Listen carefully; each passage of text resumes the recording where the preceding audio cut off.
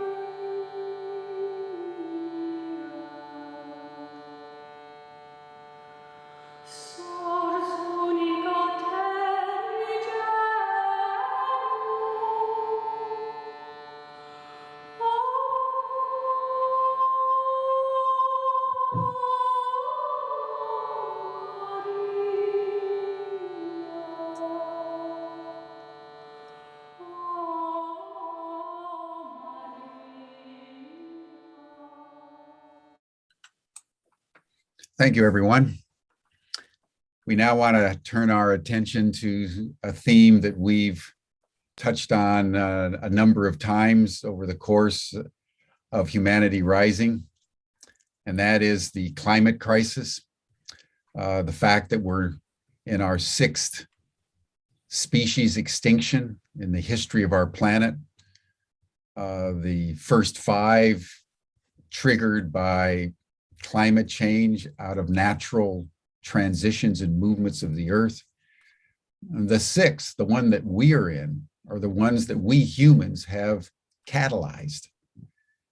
And because of our human activity, because of our encroachment on the ecosystem and the planetary ecology, species are going extinct at rates never before seen in planetary history.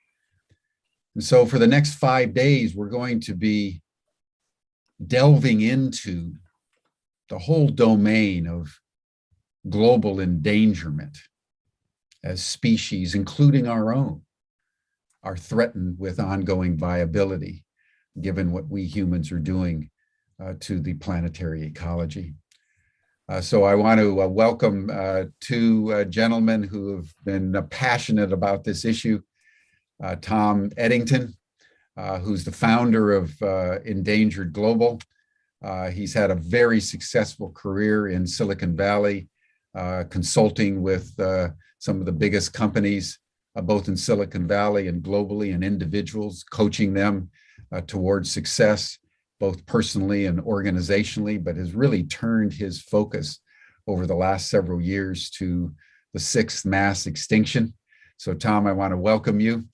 And then George Cappanelli, who's been a friend and colleague, also a very successful career in communication and marketing and entertainment, who over the last decade or so has turned his attention through an organization he founded called Age Nation to how we foster health and well-being for people in the last third of their lives, who are mature, who are healthy, and need to reinvent retirement as refirement to a greater calling and a greater gifting of their potential out into the world.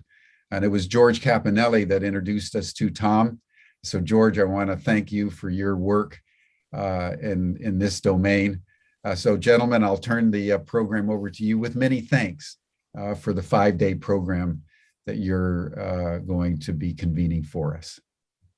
Yeah, thank you, Jim, and thank you for your introductory remarks. I think it's a perfect way to begin our conversation this week on endangered, and just to share a bit about what we have in store for the week. Today, we're going to focus on the sixth mass extinction, as you so appropriately mentioned. And then tomorrow we'll go into specifically the species. There are 1 million species on the endangered species list right now.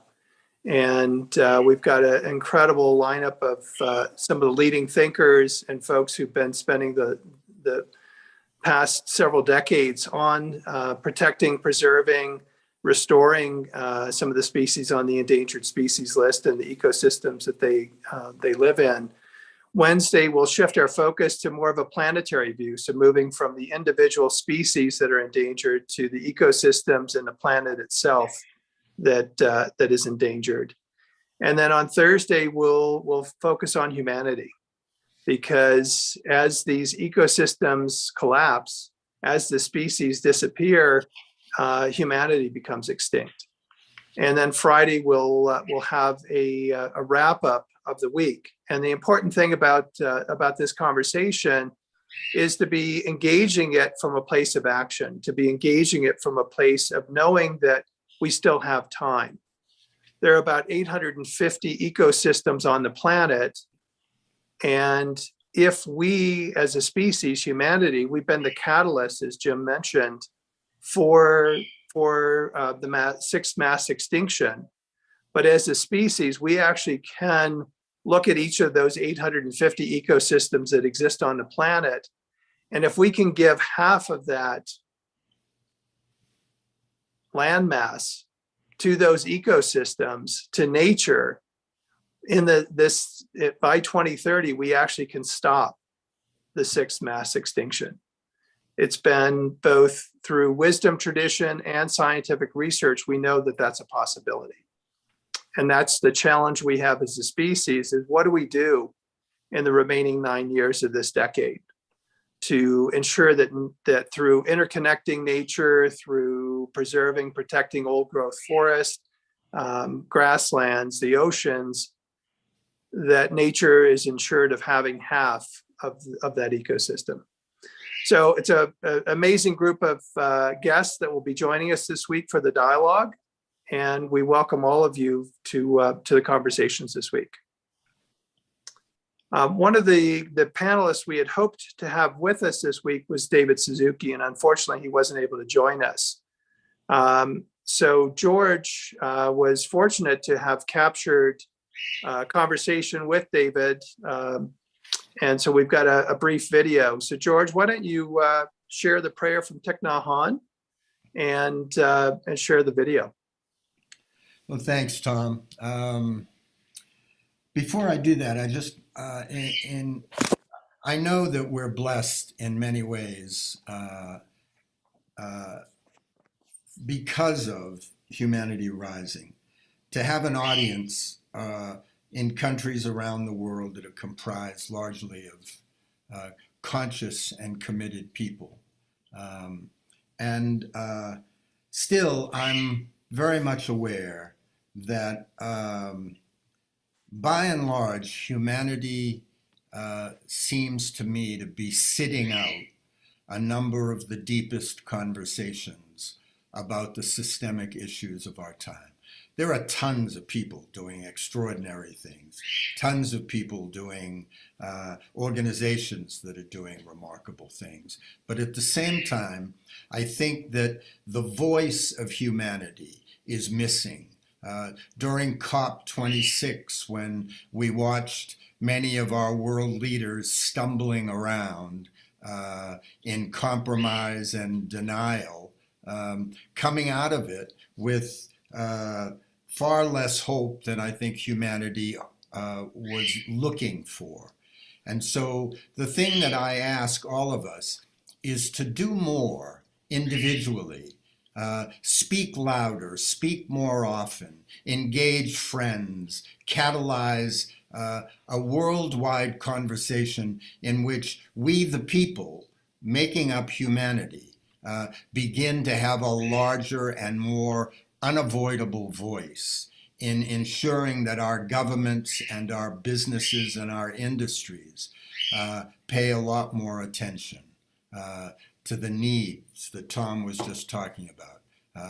We need to work together. It's a collective voice that is necessary.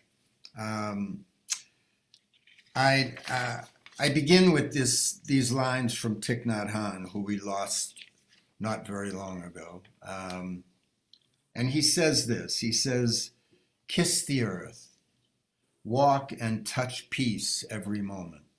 Walk and touch happiness every moment. Each step brings a fresh breeze. Each step makes a flower bloom. Kiss the earth with your feet. Bring the earth your love and happiness. The earth will be safe when we feel safe in ourselves." So now that's something that we can do every day, to love the earth and to bring that energetic to what we do as we move about the earth. As Tom said, David Suzuki, as many of you know, has been a kind of dean of the environmental movement for a long time. It's said that David has done for biodiversity and climate change what Carl Sagan did for the heavens in bringing about greater awareness and engagement. David is 85 now, and what we're about to see is a short 3-minute piece that we pre-recorded with David, in which he uses an example of where we are in our history. And then following it, I'll share a comment that David sent to me because he wasn't able to be with us. So Rick, if you could play that video, please.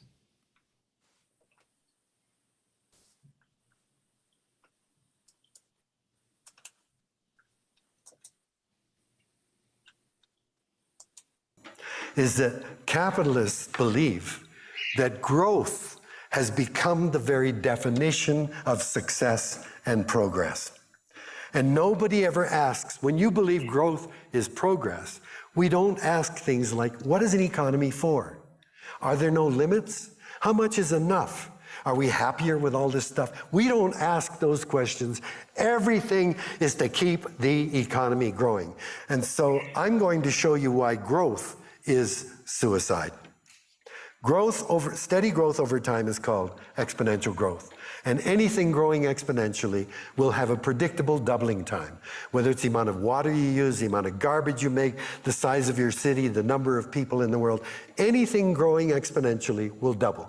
So if it's growing at 1% a year, it'll double in 70 years, 2% a year in 35 years, 3% 24 years, 4% in 17 and a half years. Anything growing exponentially will double. I'm going to give you a system analogous to planet Earth. It's a test tube full of food for bacteria. That's planet Earth. And I'm going to put one bacterium in, and that's us. And it's going to go into exponential growth. It's going to double every minute, okay? So at time 0, there's one bacterium. 1 minute, there are 2. 2 minutes, there are 4.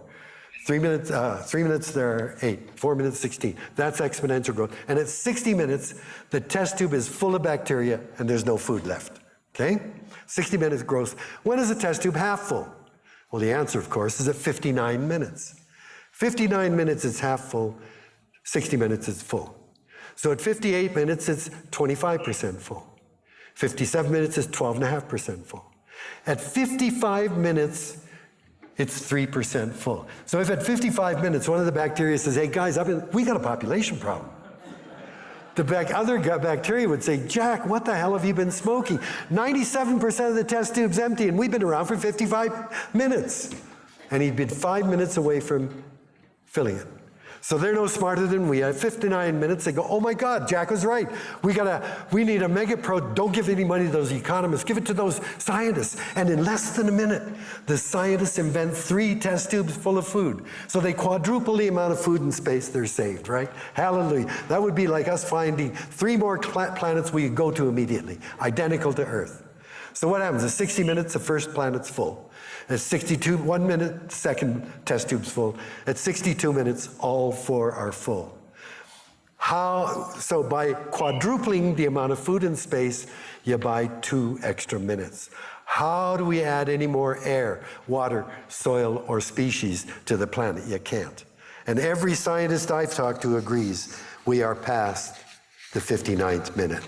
If we are to come to grips with the ecological crisis we face, the environment now is being destroyed, and it is being destroyed by the very political and economic systems that we have invented.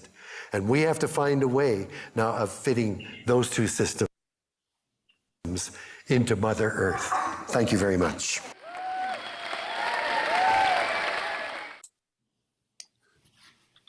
So, David obviously doesn't pull any punches. And I guess after 85 years and being in the trenches, doing all that he could to wake us up, he shouldn't pull any punches. In a note he sent me earlier this week, he says this, which adds to the comments that he made in the video. Says, George, you're grappling with the issue of our time. The boast of our species is intelligent, yet the warning of scientists have been ignored or denied for decades. Humanity has become so puffed up with a sense of self-importance that we believe we are not subject to what indigenous people call natural law, and ignore the extent of our ignorance and elevate human constructs, religion, laws, economy, politics, above the very laws of nature that enable us to live and thrive. Nothing illustrates this anthropocentrism more than Canadian Prime Minister Stephen Harper, who proclaimed for a decade that acting to avoid climate change was crazy economics, thereby elevating the economy above the atmosphere that gives us air to breathe, weather, climate, and the seasons. I fear it is too late to rediscover the ecocentrism that we need to guide our behavior. David. So, Tom. Yeah, thank you, George. Thanks for sharing the video, the message from Tick, and the note from David. I'd like to invite Jim back into our dialogue. And there's a whole lot there in David's message in particular. And I'd like to tie some of it back to the comments made by Jim in the opening. And so, when we look at COVID, the way I've been holding COVID the last couple of years, it has been providing humanity with an education and an understanding on exponential growth. We've seen one individual case in Seattle turn into hundreds of thousands of deaths here in the US, millions of people infected, hospital systems full, and that's happened around the world. And that's been a precursor to what we're seeing with climate change. We've got 80 million climate refugees on the planet. Jim was talking about returning to normal. For those 80 million people, they can't return to normal because the climate is no longer making it possible for them to live where their families may have lived for centuries. And that number is going to grow to 200 million by the end of this decade, and likely to 1 billion people by 2050. And so when we talk about returning to normal, and we look at what's happened in the last 2 years with COVID, we've been given a warning sign as a species about how do we exist on this planet? How do we be with each other? How do we be with the ecosystems? And when we go back to November and COP in Glasgow, what we saw were world leaders who are caught in these systems of politics, of money, of power. And privately, they will say that things have to change. Some of them don't know how to change. Some of them don't believe it's possible. And some of them are caught in the systems that David talks about, the economic systems, the political systems that are preventing them from doing the things that they know need to be done. And the question for humanity is, what are we going to do about it? We can't rely on our political leaders because they've proven that whether it's their inability to understand, their inability to act, or the systems that are preventing them from taking the actions. And as Greta Thunberg rightly said, blah, blah, blah, blah, blah. The talking isn't enough. And it's time to act. And part of what we want to be doing this week is helping people understand individually and collectively what we can be doing, what actions we can be taking, because we truly are running out of time. And I say that not from a place of wanting to generate more fear. We have plenty of that in the world, but from a place of love.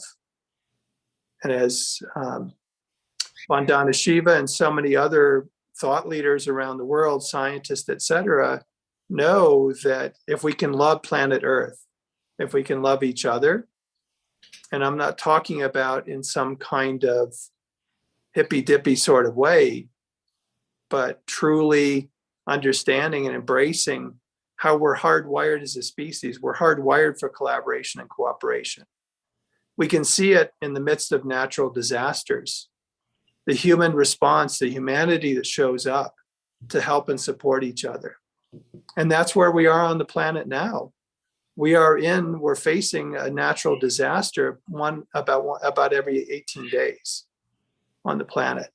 And that number is going to continue to exponentially grow if we don't do something about what I'll refer to as two sides of the coin. Climate change on one side and biodiversity loss on the other. And as a species, humanity is just willy-nilly flipping that coin. And we need to own and take responsibility for our actions.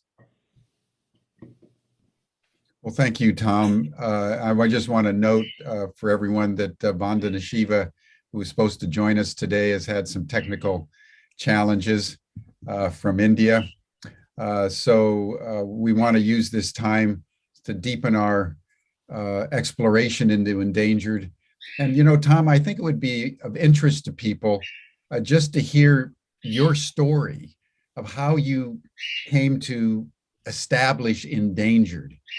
I think your pathway to its establishment and what you've achieved through it would be of real interest to people as we begin the 5-day program. Yeah, thank you, Jim. Happy to share. For me, I grew up on a small family farm in Michigan and spent my most of my childhood in nature. And as I moved into adulthood, I've continued to love nature and have spent time in nature, and have loved and appreciated what nature has to offer us. And so that's an important piece. In the early 2000s, I faced a life-threatening illness and spent 4 years essentially bedridden and unable to do anything, which brought my professional career as a partner in a global management consulting firm to an end. And as I reemerged into the world of the living back in 2008, I had to first celebrate that I didn't die, and then embraced how did I want to live the rest of my life, whatever time I had left on this planet. And I made a conscious choice that I was committed to making the world a better place. And over the last 14 years, that's what I've done. And I started my work in, I guess it was probably 2011, supporting an organization that was focused on reforesting the planet, and continue to be involved with them. And personally have planted just over 15,000 trees in Tanzania, as well as supporting other tree planting operations, knowing that that's a piece of the solution. And we'll talk more on Wednesday with Cyril Kormos and some of our other guests about how the base and most fundamental thing we can do is stop cutting down old growth forests. And that's a critical piece for what we have to do as a species, is stop destroying nature. And so for me, I started my journey back, I guess, probably in 2011 with tree planting. And as I started learning more about the importance of protecting, preserving old growth forests, and that tree planting isn't sufficient, it doesn't get us to where we need to be. It's a piece of the solution. We need to plant about 1 trillion trees by 2050, but we have to stop cutting down the trees. But as I got into really understanding tree planting and realizing that we need to plant 40 or 50, depending on the ecosystem, 40 or 50 different varieties of trees to have a healthy ecosystem where nature is in its fullest form with all of the species, it led me to realize that and understand the threat to human existence, to the planet's the healthy planet survival, was the importance of species on the planet. So several years ago, I started looking into and really trying to understand what was happening with biodiversity. And that led me into understanding the critical role of the million species that are currently on the endangered species list. And so I've spent the last couple of years digging into and really understanding what's happening, what are, from a systems perspective, what are the causes to the biodiversity loss and the potential impact on humanity. And the launching of Endangered was the culmination of that research and work. Brilliant. And thank you, George, for bringing Tom in and helping to convene this program. Tell us your pathway to your passion around biodiversity and protecting endangered species. Well, like Tom, I don't have the same period of time devoted as he has to both endangered species and also biodiversity. But it's been clear to me for a very long time that unless we find a way to deal with recognizing that this is a whole system, it's not a series of isolated parts, and what happens to the least of it happens to all of it. And my focus has been more on where I think the actual trouble lies, which is in humanity. As we saw when the pandemic struck, nature has the ability to regenerate itself if we get the hell out of the way and stop mucking around in it. You know, waterways got cleaned and fish began to come back, and people could see mountains for the first time in decades once the air stopped being polluted. So my focus has been on what we do, this arrogant species called Homo sapiens, who somehow believe that we're entitled to use and abuse every part of the planet to our will, to consume until there's nothing left to consume. And we see it all around us, the impact. And yet, looking out through our eyes, it feels to me, we are still unwilling to accept accountability for the tragedy, the havoc, and you know, Tom said he doesn't want to frighten you. I want to frighten you down to the bottoms of your feet and to the top of your head. I want you to recognize that every breath you take is as a result of the environment around us, and without it, you couldn't breathe for a minute more. So wake up, stop avoiding, stop denying, stop pretending that this is somebody else's job. It's our job, and we have to start doing it. And if there are fools in Washington or in any other capital in the world, in our state houses or whatever, who are insisting that this isn't a reality, that it's just part of natural evolution, we don't have to worry about it, whack them on the side of the head. Wake them up. Stop giving them your vote. Stop giving them your money. Stop giving them your time.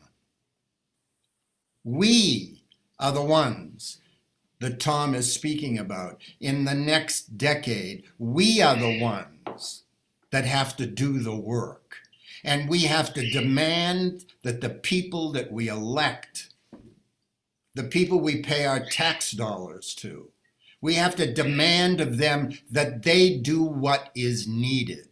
And one of the ways we can do that is by stop being overfed, overcomforted, over denying that we have to pay a price. The price we have to pay is we have to cinch our belts tight. We have to give up some of our playthings and the nonsense we spend our money on. And we have to start saying to the world, we care. We have to do what Thich Nhat Hanh said, we have to love the earth. And we have to stop denying our responsibility. That's my little pitch to you this morning. And George, maybe just picking up on your comment, I think about humanity in a normal distribution, and about 15% or so of humanity is truly awake. About 15% of humanity is truly asleep, and about 70% of humanity is pretending to be asleep. And any of us who've raised children and tried to wake them in the morning to get them ready for school, and they know that they're awake, you know they're awake, and they're pretending to be asleep. Those pretending to be asleep are the hardest awake. And that's where we are as a species. The vast majority of humanity knows we've got a crisis. The vast majority of humanity is waiting for somebody else to solve the problem. And we are the solution. And I think, Tom, what you have been doing, what Jim is doing, what I'm doing in my own way, is we are trying to help people not only understand, but we're trying to give them things to do. You know, a lot of the times when people are not acting, they're not being proactive, It's because they don't know the path forward. And some of that is understandable in this time. The number of offers and suggestions and recommendations overwhelm a lot of humanity. We need to give them, and that's what I'm so grateful that for your involvement and for all of the folks who are going to be joining us this week. I want us to give them some specific places to go, some things to do, some organizations that support, so they can't say, I'm overwhelmed and I don't know what to do. You know, that's the gift, I think, that Humanity Rising, Jim, gives to humanity at this time. Each program offers not only content, but opportunity and the ability and willingness to say, turn left, go here, call them, go online or whatever. That's what we need to do to one another so that people aren't afraid to step out and get involved. Well, let's probe that more deeply for a moment. Charles Benzinger just put something in the chat, which I think is worth pausing around, that the awake 15%, just to take your percentages, Tom, are certainly awake, but that 15% also lacks the financial resources and political power to bring about the necessary change. There seems to be, a paradox. The demographic that is awake aren't in the corridors of either financial, corporate, or political power. So the question is, how do the awake ones, you see this in Canada, where people are waking up, but they're just truckers and they go to the government, and the government seem to be collectively, intentionally asleep. So we have to grapple with the disparity between awareness and power as we seek to catalyze meaningful change. And this is something that, we've been grappling with at Humanity Rising since the very beginning. How do we actually support and nurture humanity to rise at this time? And this has been a discussion coming out of COP 26 last year. With a variety of people that have been wrestling with this question. Now that we know that the governments really aren't going to do anything, how actually do the people save 1 million species when it's the governments that have to really make those decisions? I mean, that's one of the paradoxes of climate change. It requires collective, global, coordinated, governmental, corporate effort. And so, Tom, you come out of Silicon Valley. George, you've been in the corridors of power. How do you understand this disparity between the 15% that are awake and the people that actually have the power to make a difference? And what are your tools for bridging that gap? Yeah, thank you, Jim. I would add and just respond in a couple of different ways. So, if we look back through history, when Gandhi led the Salt March that resulted in the British leaving India and the creation of the state of India, they spent 15 years preparing for that Salt March. It didn't just happen. When Rosa Parks sat down in the front of the bus, that didn't just happen. It was planning, it was preparation, it was training that went into that. Each of those historic moments in humanity.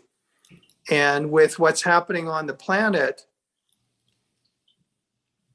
a few very committed individuals can make a difference. And so, yes, I hear you about the 15%, but we can point to plenty of examples in human history where a small group of dedicated people have made a difference. And as absolutely, as I think it was Anita Roddick said, the founder of the Body Shop, if you don't think one individual can make a difference, spend a night in a tent with a mosquito. And so I personally believe that the 15% can make a difference. And simple things like making a conscious choice about your consumption habits and sharing that with your family, with your friends. And a percentage of them will adopt those habits. We see it with fads and trends all the time. Malcolm Gladwell has written about it. Others have talked about it. That just a couple of people doing something and sharing it with their friends and the reason why they're doing it and moving people through awareness to understanding to behavior change to norm change, it's absolutely possible. And for me and the work I've done with corporate leaders throughout my career, privately, they will tell me, Tom, I get it. I hear you. I'd like to do it.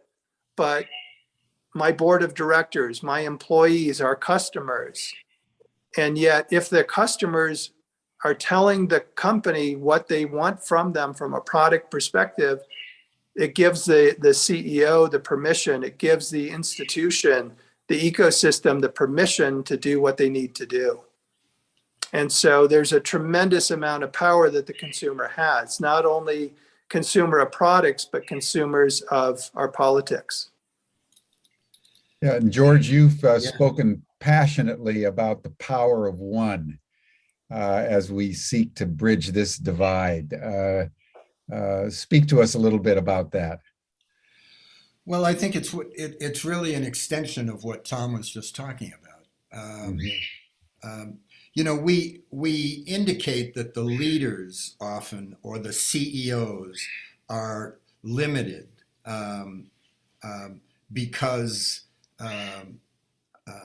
they're not getting enough information from their consumers or from their voters, and that's true.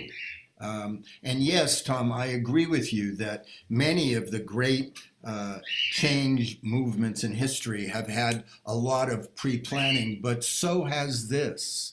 I mean, when you think of just in the latter part of the 20th century and in the first part of the 21st century, how many examples we have had of people going out into the streets and bringing things to a halt until people in power started paying attention.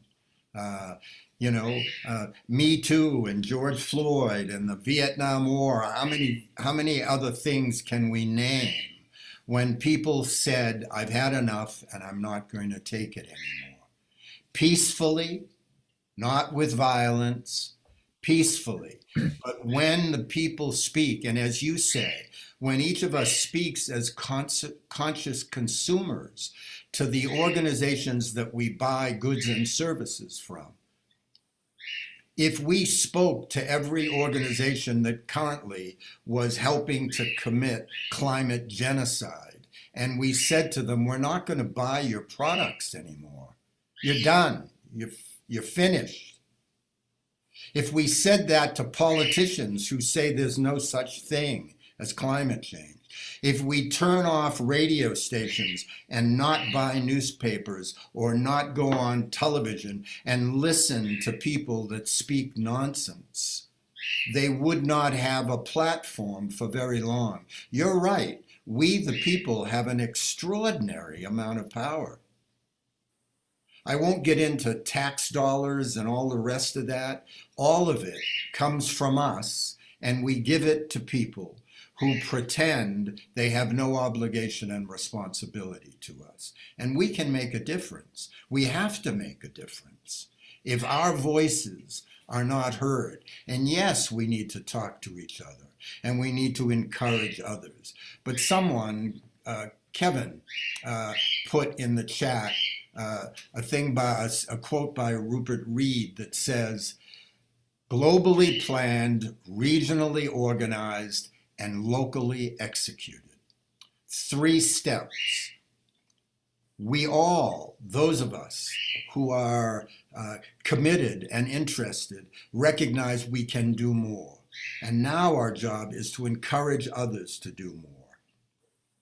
I remember two instances over the last several years that broke my heart in many ways.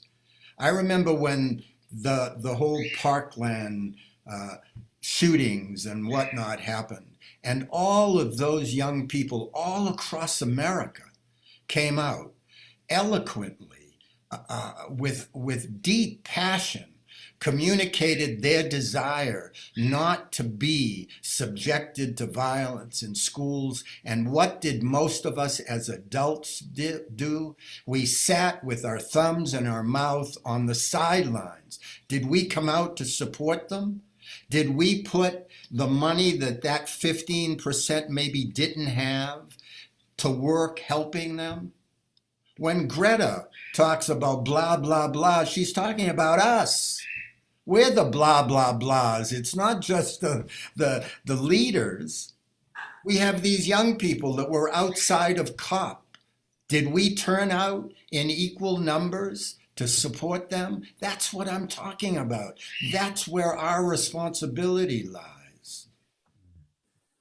We have the ability if we have the willingness.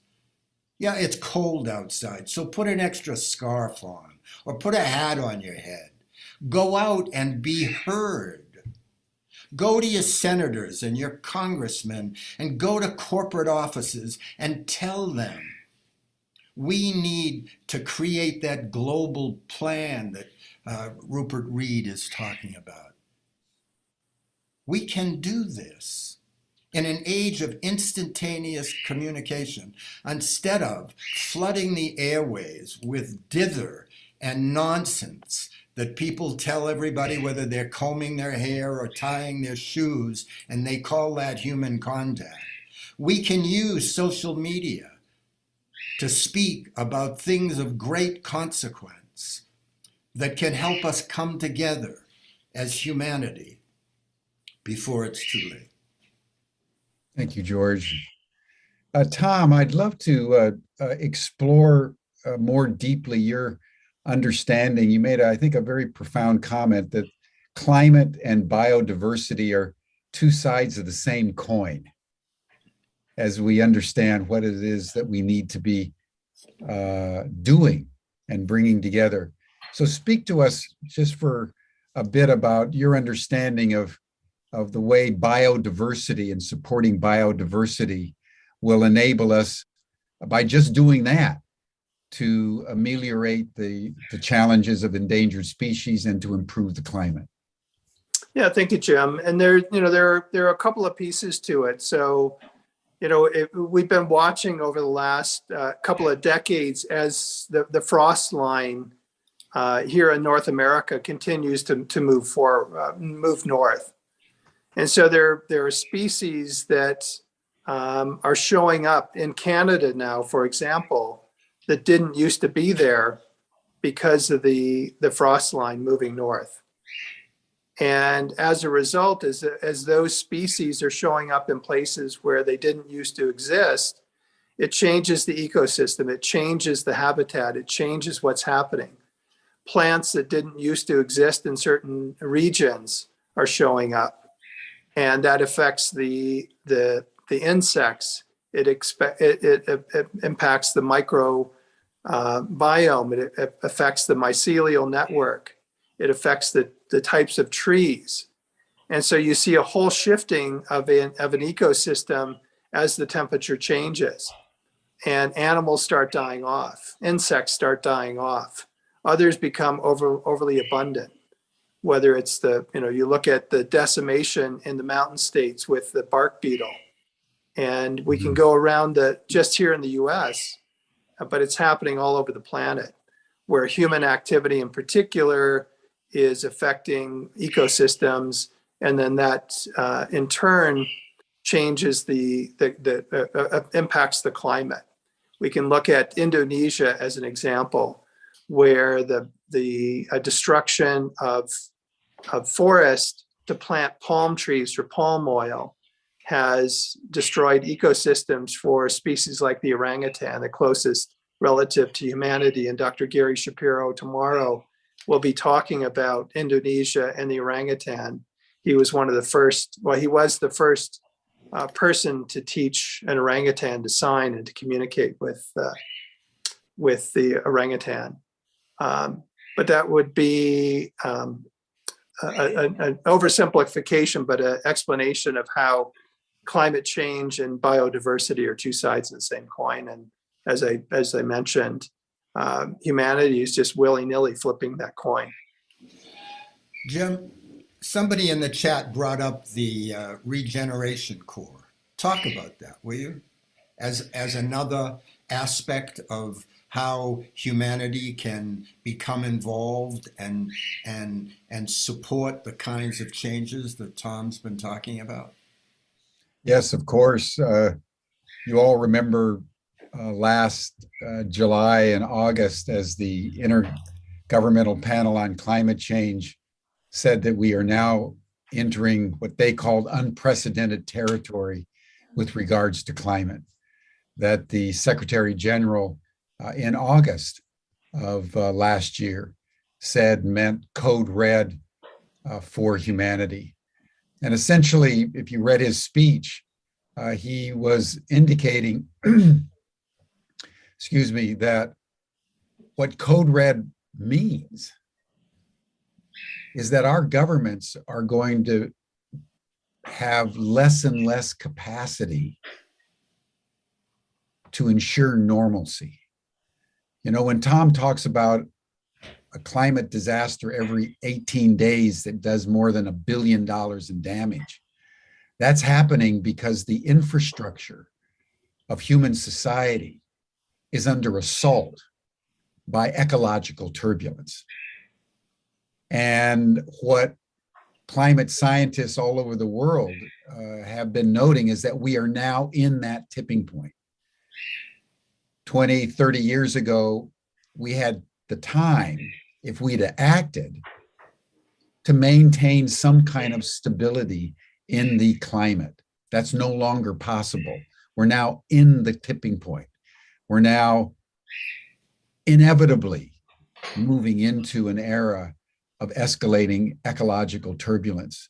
So it'd be average every 18 days, it'll soon go down to 17, 16. Pretty soon we're going to be having ecological turbulence as a way of life. And as Tom also pointed out, that means that the number of refugees are going to inexorably go up, and simultaneously our infrastructure for even dealing with people who aren't refugees is going to go down. So in the face of that, it was actually Ed Muller, the president of the International University for International Cooperation in Costa Rica, that said in the face of that, sustainability is no longer a viable option for humanity, because you can't be sustainable with a broken environment. You can only regenerate it. So the Global Regeneration Corps, like Endangered Global, like many other initiatives that are coming out, is an attempt to create in the public consciousness that we're in code red. And in the face of code red, we only have one option left if we're going to make any real difference. And that is that we've got to get out there and start regenerating human society and regenerating the global ecology. And so that gave rise to a group of people coming together to say, well, listen, if that's all true and we have a diminishing time frame to make that difference, we've got to create a whole global network of what we called regeneration first responders, in the spirit of President Kennedy's Peace Corps back in the 1960s that, you know, went out and tried to make peace. Now we have to go out and regenerate almost anything and everything that we can put our hands on. And so that was the initiative that came out of Humanity Rising. We promoted it and launched it in November during the COP. We're continuing to invite in individuals and organizations to participate, organizations to identify opportunities for regeneration, to provide mentorship and support for cohorts of young people, but really young people of all ages that want to work on this so that we can build this Indra's net, a global network of light centers all around regeneration. You know, we're very mindful that there are many organizations like Humanity Rising, like Endangered, like what Vandana Shiva is doing there in India with Navdanya, which is a whole movement that she initiated 20, 25 years ago around preserving biodiversity and honoring the sacredness of the land. And one of the points that she made in her talk last week is that almost without exception, the 400,000 plus farmers that commit suicide, they don't do it at home. They actually take the pesticides for the most part that they're given to destroy their plants. And they walk out into the land and say goodbye to the land that in many cases their families have cultivated for centuries. And then they drink the poison and they die because they just simply can't keep up with the climate change and with the government regulations and with the insistence that they put poisons into the earth as fertilizers. And they can no longer deal with the debt load. They can no longer deal with the commodification of nature. But it's so poignant that when they go to die, they go back to the land.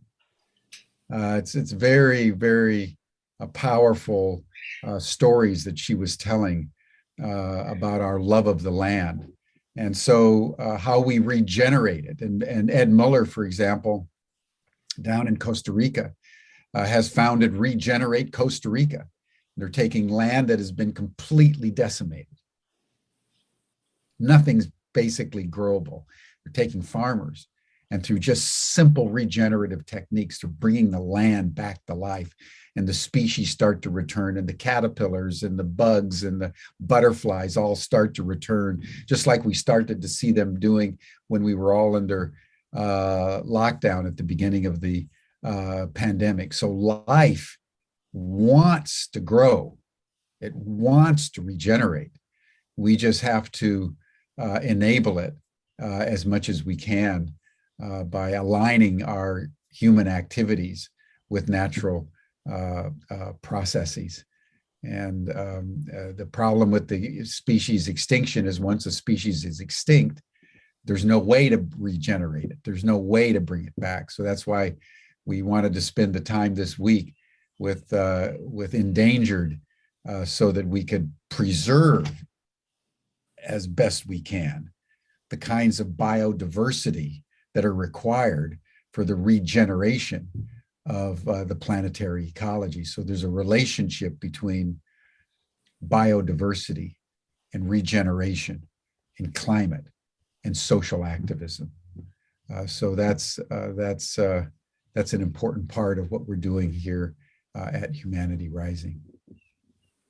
Yeah, thank you, Jim. And just picking up on a couple of your comments. So if we look over the last 150 years, planet Earth has lost 50% of its topsoil. And we have to regenerate as much of that 50% as possible. Not only for the plants, the trees that could grow in that regenerated topsoil, but also for increasing the nutrient value of the food that can be grown there, but also for the mycelial network, for the species that could exist there, and the carbon sequestration. We don't actually know if we were to restore that 50% of the topsoil that's been lost, we actually don't know what that could do. There are about 300 gigatons of excess CO2 in the atmosphere. How much of that could be removed from the atmosphere if we were to restore the 50% of the topsoil? That's in addition to preserving and protecting 350 million hectares of old growth forest before the end of this decade, and planting 175 billion trees before the end of this decade. And one of our guests on Wednesday is John Leary from Trees for the Future, an organization that's been doing both agroforestry and reforestation in Africa, primarily to alleviate poverty and creating economic opportunities and women's empowerment opportunities for the women in these communities in Africa. Through their initiatives, their efforts, they planted 220 million trees, and we'll be able to plant about 1 billion by the end of this decade based on their current projections. But that's 1 billion trees from one organization. We need to plant 175 billion in the next 9 years. And so we need the speed and the scale, and much of that has to come from regeneration. Yeah. There are other things too. I mean, in terms of the earth and that portion that can be regenerated, Zach Bush is doing some remarkable stuff at the delta of the Mississippi with land that was considered completely dead and no longer usable, and is managing to find a way to bring that land back. And the farmers are celebrating. They thought that their land was useless and with that they couldn't do that. Imagine how many of those farmers in India could be saved if those processes of land regeneration were put to work. Another thing, for me, it comes back to the troublemaker in the middle of the whole conversation. We are the troublemakers. We have to acknowledge. I had a conversation the other day with a very bright, conscious man, and we were talking about it. And I said to him, "Do you still own stock?" And he said, "Yes." I said, "Do you own energy stock, gas and oil and things like that?" And he said, "Yes." He said, "I'm making a lot of money on those things and it's going to help me retire." I said, "What are you going to retire to if the earth doesn't exist anymore?" I said, "Have you thought about putting that money in other investments that could make a difference?" That's another way each one of us can make a difference. I just want to please remind us that we can make a huge difference. When Tom talks about the things that over the course of 9 years might in fact reclaim the earth as our habitat and allow species to begin to grow and respond, we have the ability to do that. We just have to get up off of these 10 acres that we're sitting on and move about in the world and do real tangible things. It's wonderful. Aren't you excited at the idea that you can actually make a difference so that we don't have to sit around bemoaning? And Tom, have we reached out to Dr. Shiva to see if she can maybe join us? We're getting a lot of quotes saying, "We really wish she were able to be here today." And I know she does. So maybe we can find another place. We'll see if we can get her in for one of the other days. Yeah. So we'll make sure that happens one way or the other. But Tom, as we bring this session to a close now, why don't you tell us, maybe summarize again what's happening over the course of the week, and tell us in particular what's in store for tomorrow. Yeah, and just real quickly, picking up on something George has mentioned several times, there are really simple things people can do in their daily lives. So look at your investment portfolio. What mutual funds, what stocks do you own? Where is your money invested? Look at your shopping list. Look at where do you buy things from? Whether it's food or clothing, look at the organizations. Look at your social media. What are you posting? What are you sharing with the world? And take a conscious shift in your personal behavior about how you're being in the world. And start there and share that with your friends, your family, your colleagues, and share with them why you're doing what you're doing. There are organizations like Eden and Trees for the Future and We Forest and others that for as little as 10 cents, you can plant a tree. You can go on the internet and do a calculation of what's your carbon footprint and how do you minimize it and how do you offset it. Talking about regeneration. Over the course of your lifetime, what has been your carbon footprint and how many trees need to get planted to offset your carbon footprint? So in response to your question, Jim, over the course of the week, so tomorrow we have an incredible panel, Dr. Sylvia Earle and the executive director from Sea Shepherds, Dr. Gary Shapiro and Dr. Lori Marker, 4 incredible leaders who have been doing amazing work throughout their career for species. And so for tomorrow, we've got a fascinating conversation on the 1 million species that are on the endangered species list. Wednesday, we'll shift our conversation to the planet, where we're being joined by Cyril Cormous, by John Leary, and Wilfred Welch to talk about what's happening on the planet from a climate change perspective and how that's contributing to endangered, not only of biodiversity, but also of humanity. And then on Thursday, we're being joined by Dr. Elvis Tangem from the African Union. He's the coordinator for the Great Green Wall Project. Africa brought us humanity arising out of Ethiopia. And Africa is giving us the gift of the Great Green Wall, the largest undertaking, an 8,000 kilometer long reforestation project from Senegal to Djibouti. And we're being joined by Father Jostrom Carithodum from the Vatican, who's an ecologist, a PhD in ecology, and has done a remarkable job of connecting social justice and climate change. And we're being joined by Lynn Twist from the Pachamama Alliance and the work she's done with the Hunger Project and with her work in helping humanity understand its relationship with money. And then Friday will be a recap of the week. And so we have an incredible lineup of panelists and conversations and dialogue this week to touch on the various dimensions of endangered species, planet, and humanity.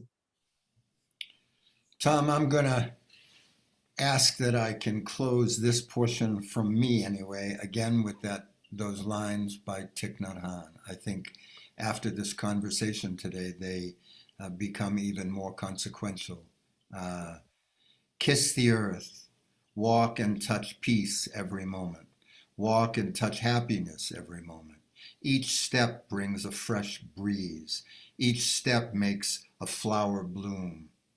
Kiss the earth with your feet. Bring the earth your love and happiness. The earth will be safe when we feel safe in ourselves. Beautiful. Thank you, George. Thank you, Tom. Thank you both for the skillful way that you stepped in today. This has been a marvelous program. This has been a wonderful start to our 5-day session on endangered species, including our own. So I appreciate your wisdom and your complete and utter passion for the salvation of our earth. And thank you, everyone. People, Jim, all of the people on the chat, they have been so rich in their engagement. God bless you. Really? Yes, thank you, everyone in the chat. I mean, you are the wonderfulest community. I want to thank Stan Pokris. I want to thank Shannon. I want to thank all of the wonderful people in the After Chat. You're all welcome to join the After Chat group. which we have every day. That's one of the great ways that Humanity Rising has been supported and nurtured over the months. So thank you, everyone, for your daily, constant support and nurturance of this effort. It has made us as strong as we are, and we can have programs like Endangered so that we can be informed and so that our actions can be effective. Thank you, everyone. See you tomorrow, same time, same station here on Humanity Rising for session 2 of Endangered.